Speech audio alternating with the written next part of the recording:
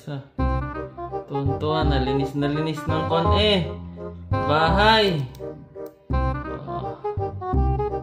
Tuntuan yung dalo. Pados os.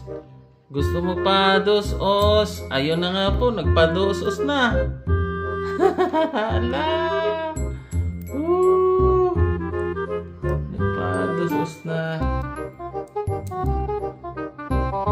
Ayun, gusto mag-exercise. Mag-exercise tayo tuwing umaga.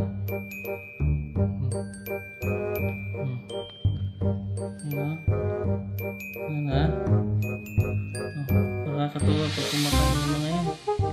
Yung isa, lumubog na yun. Pakita mo dito, paano kumain?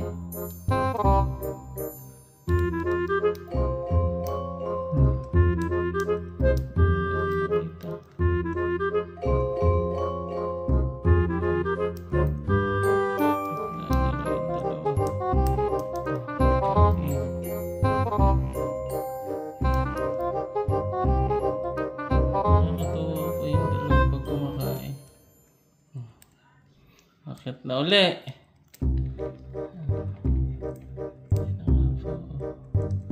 Mag-check-in Anis, bagong ligo. Bagong linis ang bahay.